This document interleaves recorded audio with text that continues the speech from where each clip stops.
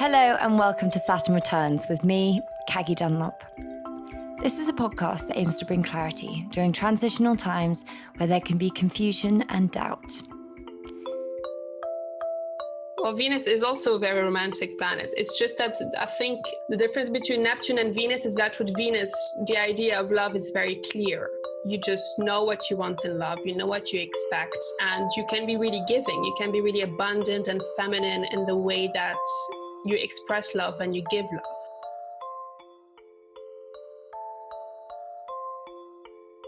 Astrology and love. Many of you have got to know Noura, our resident astrologer for Saturn Returns, over the last season, and I'm very excited that she is going to be joining me on this special episode. We discuss how certain placements affect our romantic relationships, particularly looking at Neptunian fogs and how Neptune plays a huge influence on the way we see romance. We also discuss sexuality and how to reclaim those aspects of ourselves, and go into the potent power of the goddess Caggie. Goddess Caggie is a goddess of destruction and rebirth, and she's someone that's been on my mind recently for whatever reason. So it was very fascinating to hear Noura's insight and explain a bit about the goddess Caggie and how we can start to embody this energy in a day-to-day life.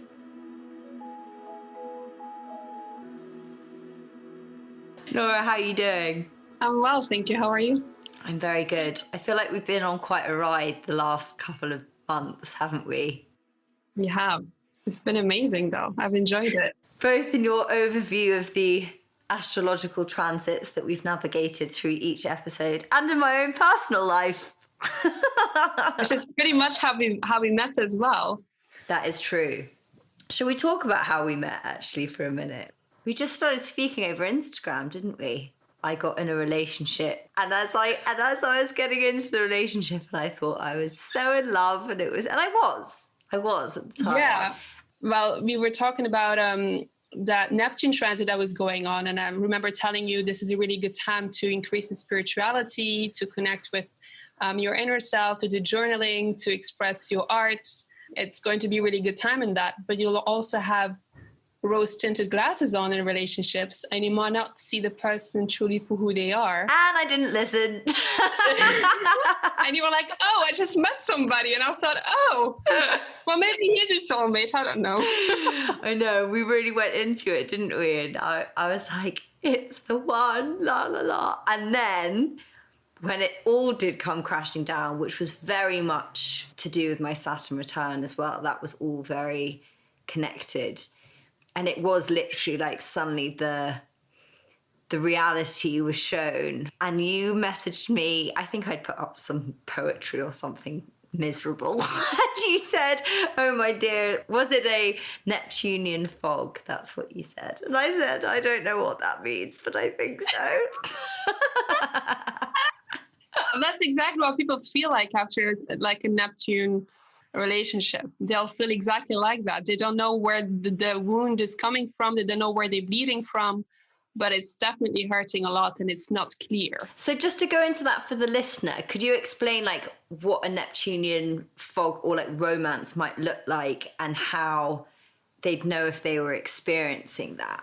Okay, so when you're going through Neptune transit, the planet Neptune will be aspecting either your Venus or your moon sign, or it will be in your 7th house. So now in the past few years, this will have been especially applicable if you are a Pisces moon or Venus, or you have Pisces in your descendant, or if you're a Virgo, a Sagittarius, or a Gemini.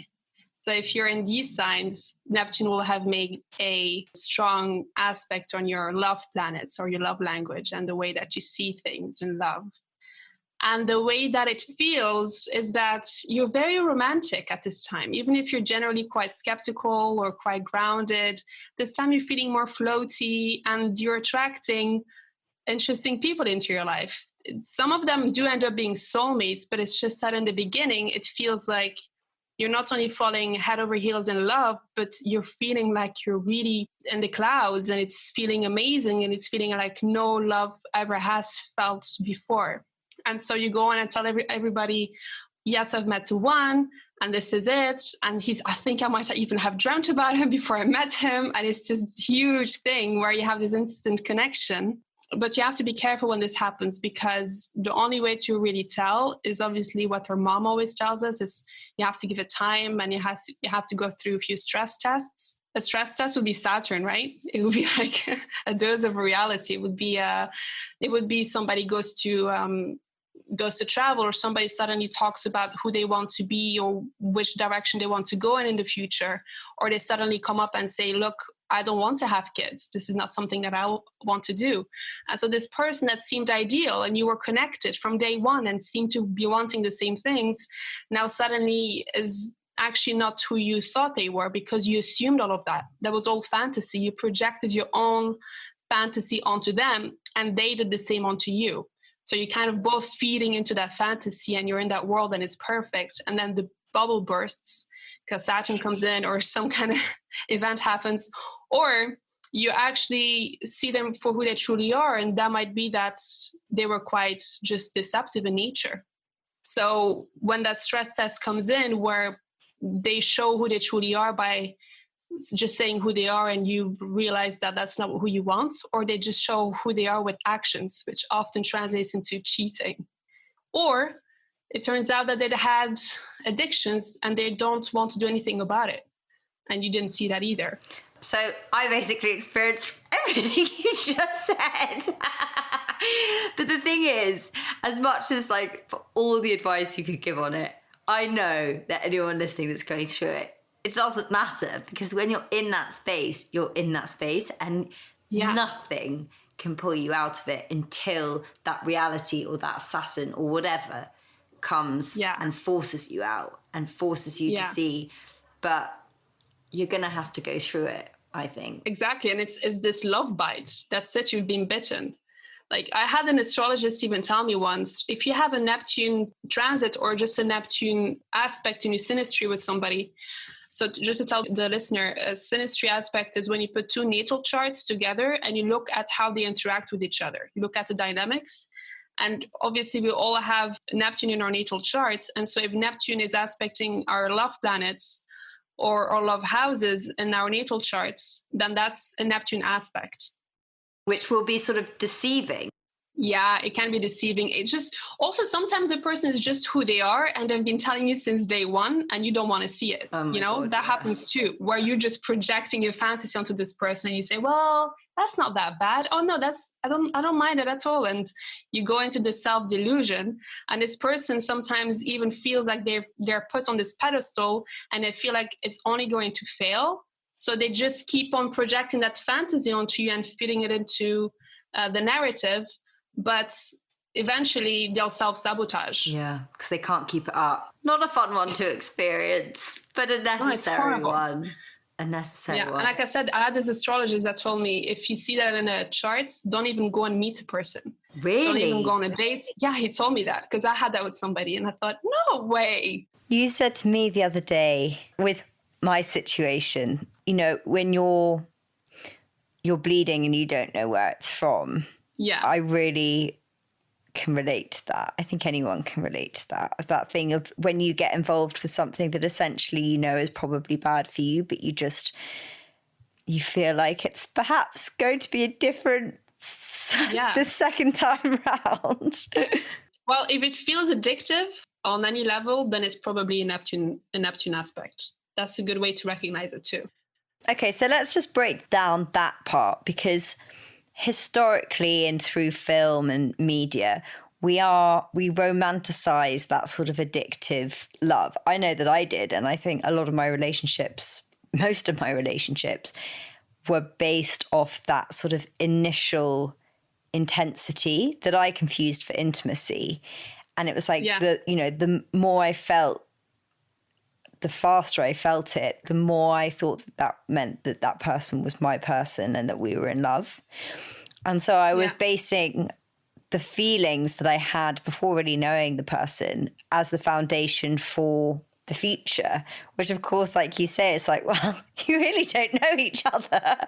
It's just all chemical and lustful and all those wonderfully delicious things. But I've had a lot of people say recently, And it's something that, has my curiosity as to whether those things should be red flags, or is there like a middle ground? I think if you feel that in the beginning of the relationship, it is a red flag, because you're projecting a fantasy and that's not based in reality or rooted in reality. Now, if you're just so lucky and this person does end up being this fairy tale prince or princess charming, then that's brilliant. But that doesn't happen that often, because the test during these times is to see those red flags, recognize them, and then bring them to reality, rooted into reality, and then give it time and see how it kind of evolves, communicates, be really clear about who you are, what you expect, and make sure that they communicate to you as well, and explaining who they are and what they expect in a relationship. And that you're not just both assuming on each end and romanticizing this idea. Because it's interesting that you mentioned the cinema and what we've been taught our whole lives with fairy tales and movies and things. In astrology, Neptune rules movies. Really? Art. Well, Venus does on the lower level, but the higher level of it is Neptune. Interesting. That glamour, that idea, that Hollywood idea that we all witnessed our whole lives, and also the fairy tales. So it's kind of a personification of this narrative. That's so interesting. Yeah.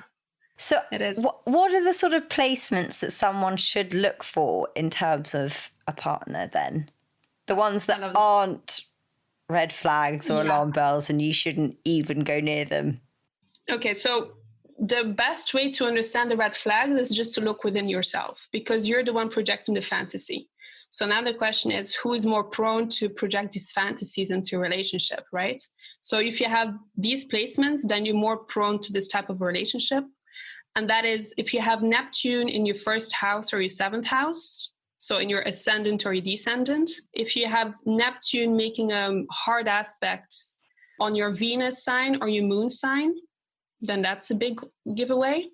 And then also if you're somebody who is either a Pisces or a Virgo, I notice a lot of, if you have a Pisces moon, sun or Venus, or just the Pisces ascendant or Virgo, I notice that this is a placement that looks to save or be saved, or really likes the idea of a fairy tale. Like growing up, they really liked fairy tales. They really liked movies. They really liked this romanticized idea of what love should be that is not rooted at all in like Capricorn, which is Saturn.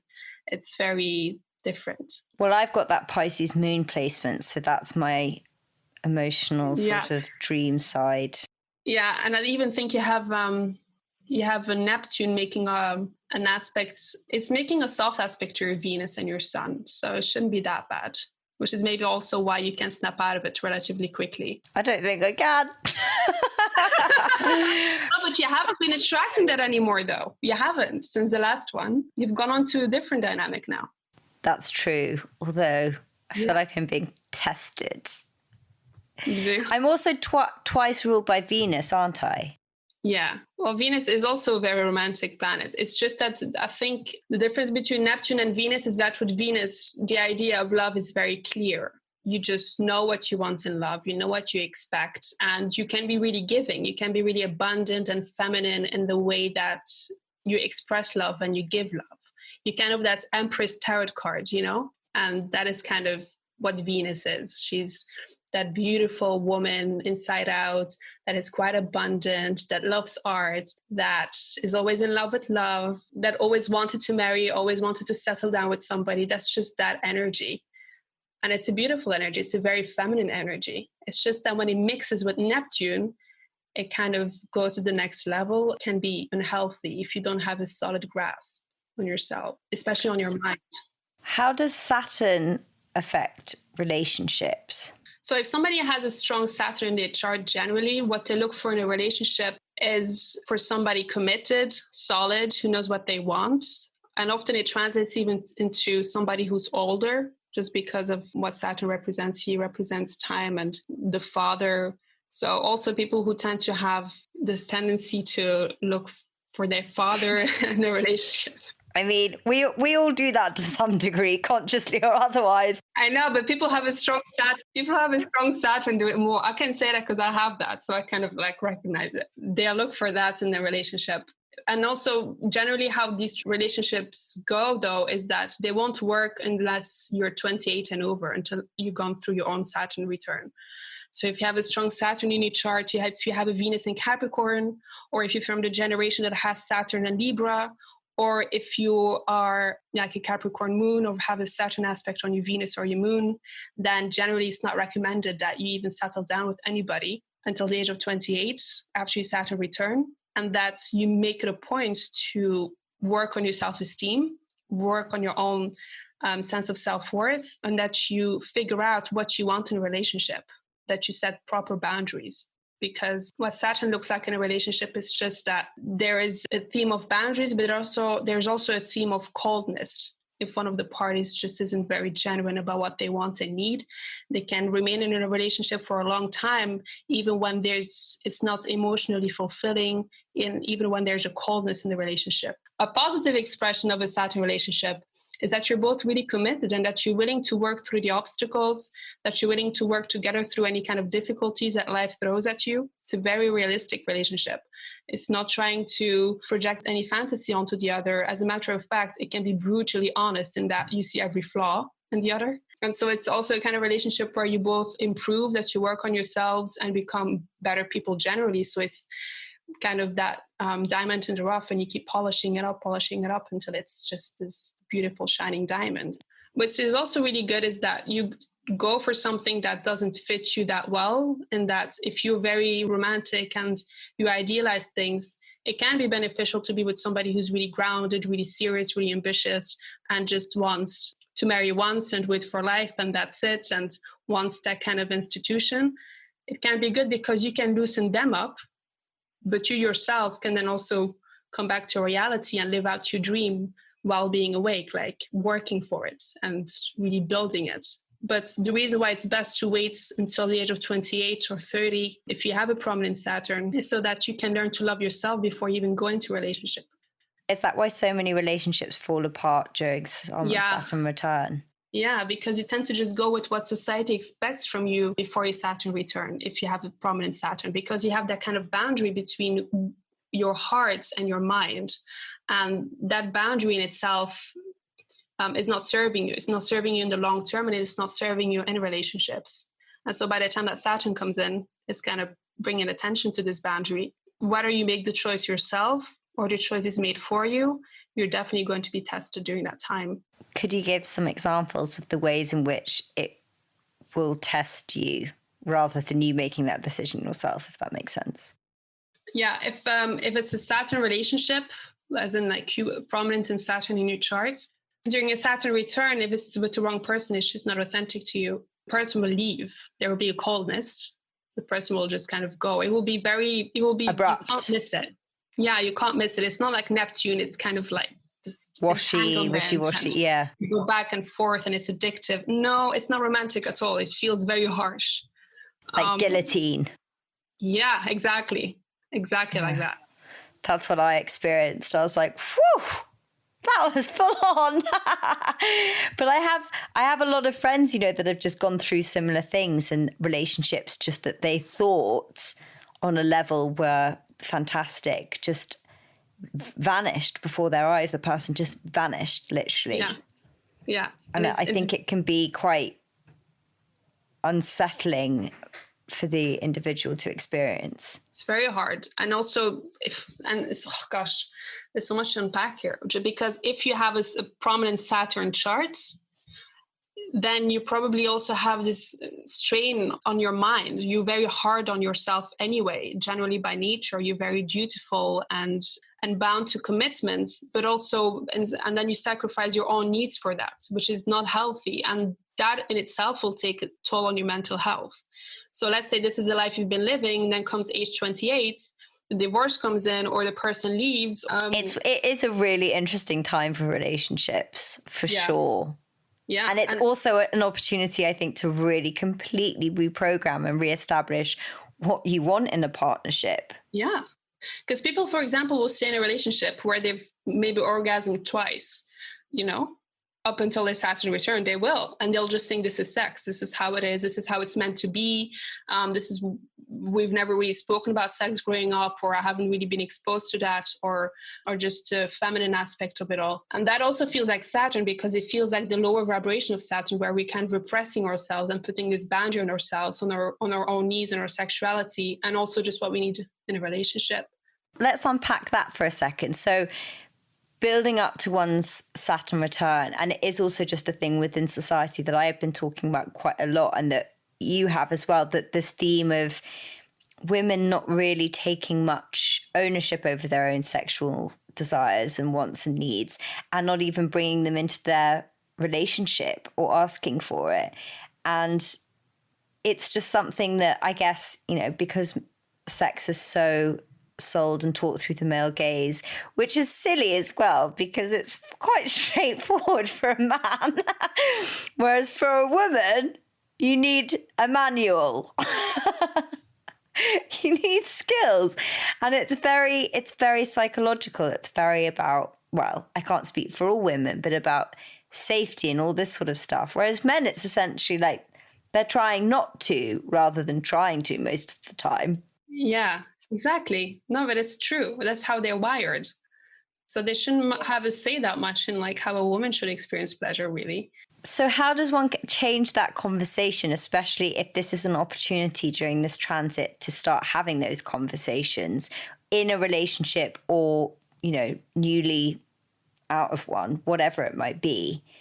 Because it's a complex thing to unpack, because it's so within our psyche that and condition that's how we should behave, and that's what we should accept, really. It goes back again to who you are. So if you're an astrologist, I would just look at somebody's chart and see where all the planets are placed and see how they've contributed to hypersexuality or just none of it.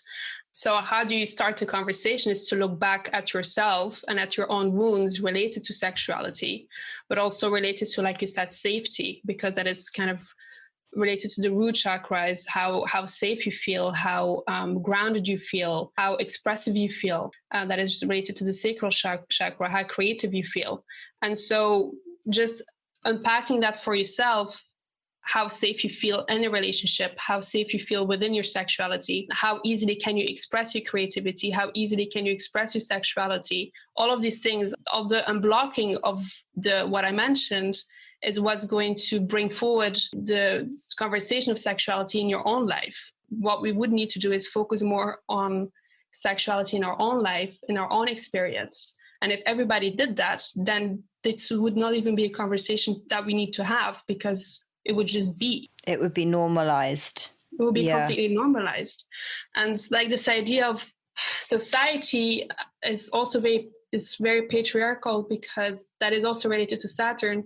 And this is also, I guess, the conversation that one would bring around the Saturn return. But just this idea of society, the fact that we have to think about that, and with something that is so intimate, that is related to ourselves, that is related to our own vulnerability, our own pleasure. The fact that we even need to voice that to society, it's taken the power away from the individual. Yeah, because it's sort of paradoxical in the sense that, you know, sex is a lot more normalized in people having multiple partners, and like sex as a conversation isn't necessarily taboo. But in terms of actually communicating your wants and needs within that space is. So it's this like real disconnect, because people and women are having sex a lot more freely and, for lack of a better word, in a more masculine way, perhaps. But I don't think they're necessarily getting pleasure out of it. No, I don't think people are having better sex. I don't think so. No. It's actually probably less connected and more based off, you know, pornography and everything like that. So it's not actually a practice that's healthy spiritually or emotionally. Yeah. So that's why I emphasize this idea of maybe just taking it back to, first of all, I think we could integrate it better into our education growing up, making sexuality a bigger topic, providing better literature, representing the feminine more, maybe in education, normalizing that. That would be great. But I think that's generally, we should once we are of age, which is exactly what happens around your Saturn return, explore that for yourself and bring that to the front and really unpack that for yourself. What does sexuality mean to you? What do you like in sex? What don't you like? What gender do you identify as? What was your first sexual experience like? That's why, like, I think it's maybe difficult to bring it into society because we experience it all so differently.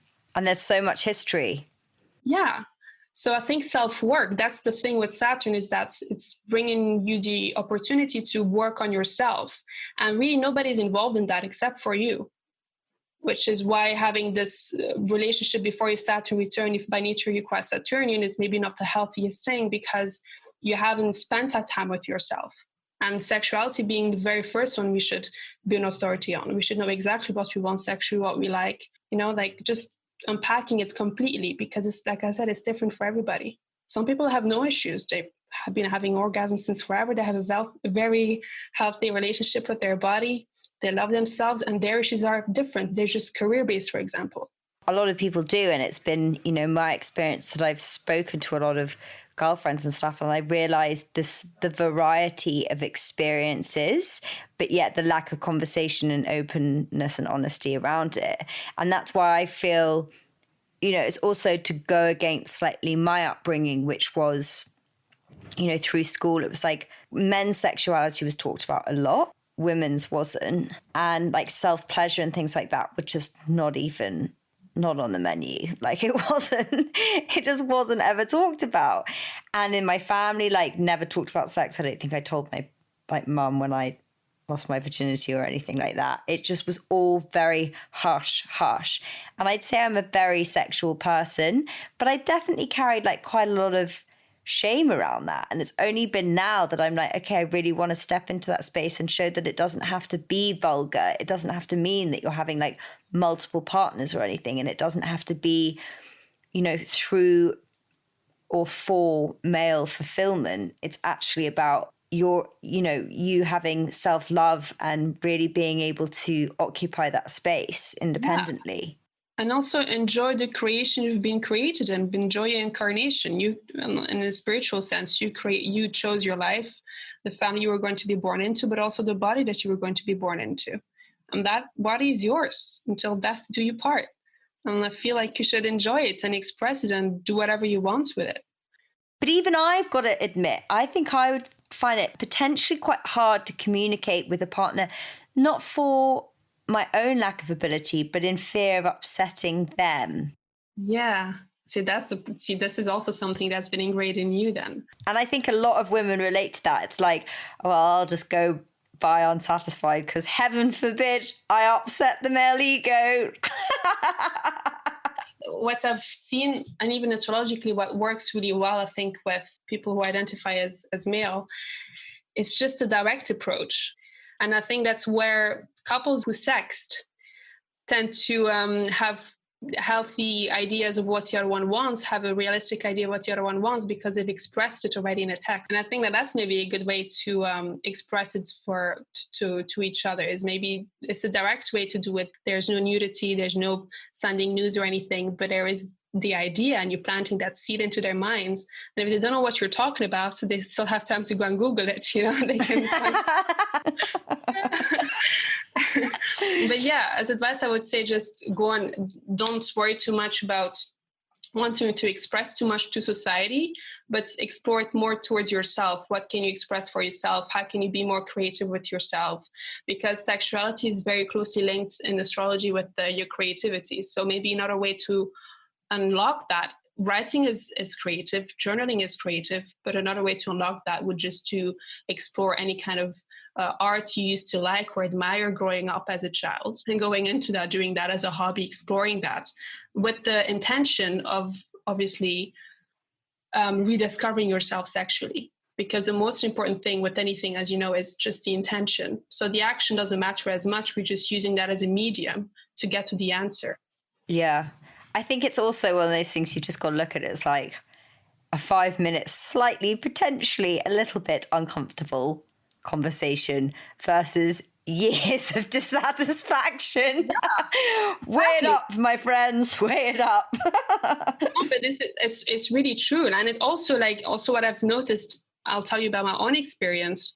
Before my Saturn return, as you know, I was in a long-term relationship, and that broke right as Saturn passed my ascendant, right as it was starting to return, obviously 28, like clockwork.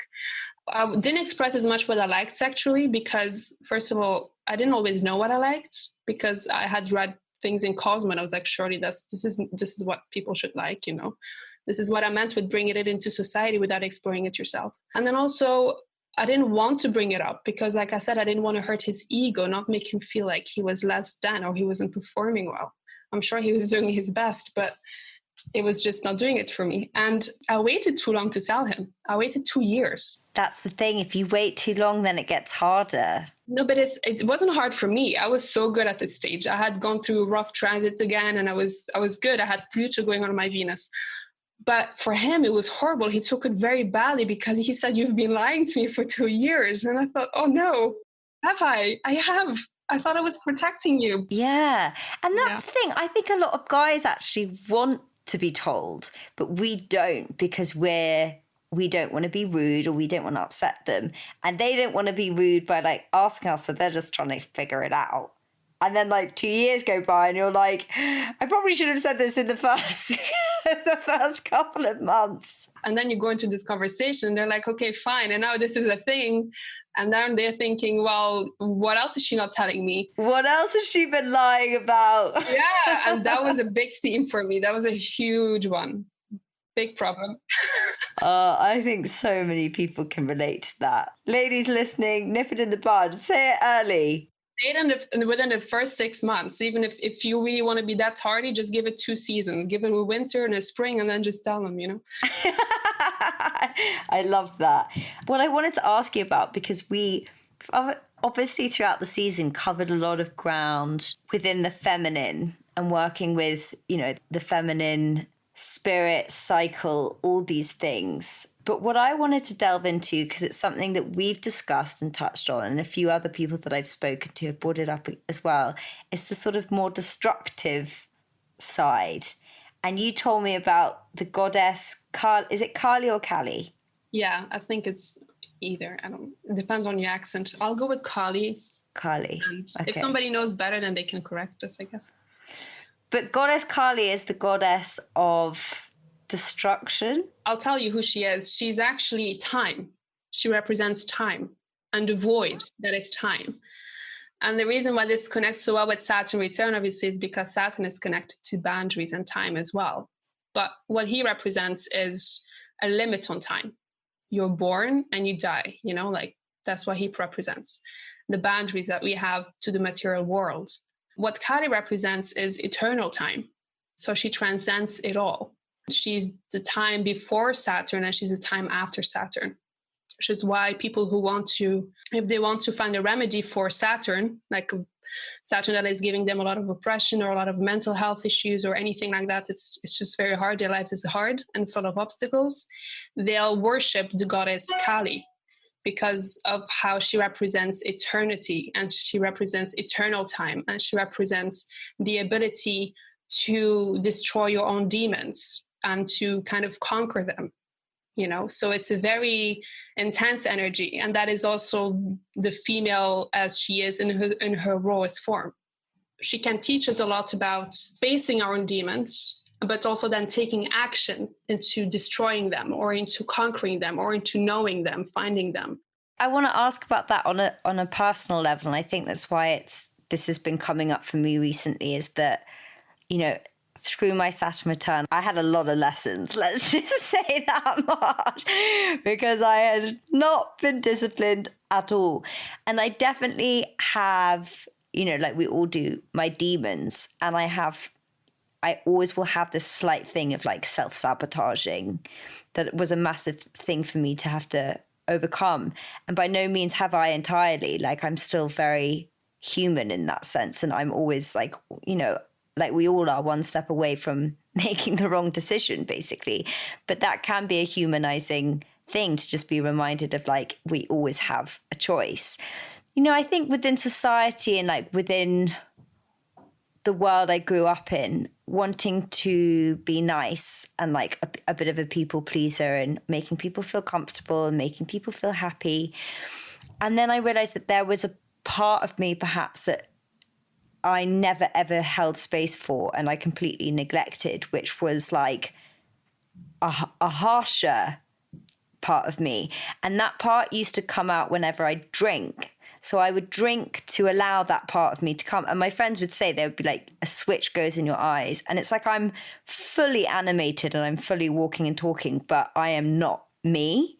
And they used to call it Katrina, but recently I'm like, maybe I should rename that person Carly because it's like, it's just does that part of me. And it's obviously is a part of me that just doesn't care so much, that is slightly destructive. So I'm now like, okay, how can I embody those aspects of myself without it being fueled by those substances and with it actually just being in a healthier way?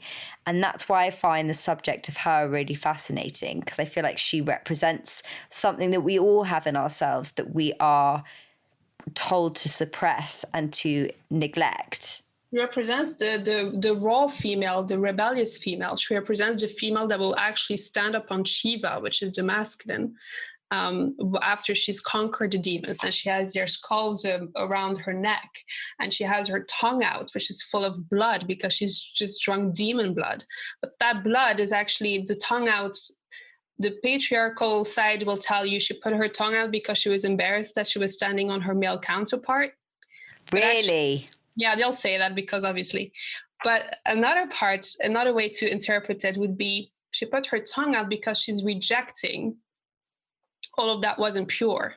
So like the blood of the demon and like the false need for violence and all of that. She's the feminine in her purest form, and she's rejecting all that has been impure.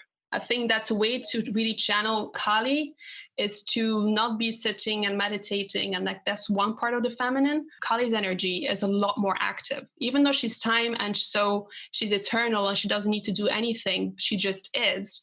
We need to accept that that part of us just is, but also that in order for us to create something new, to create something that will serve us and that will really be in service of our feminine, but every part of our feminine, we need to be able to face what needs to be destroyed. So we need to be able to face whatever has pushed us towards escapism or whatever has pushed us towards behavior that we don't really want to embody anymore. In terms of her conquering her demons, how would you say we conquer our own? Identifying them. What you could do is unearthing, first of all, the hardest times in your life, going through that, and then going through the times that you have not been proud of yourself. You know that you could have done better.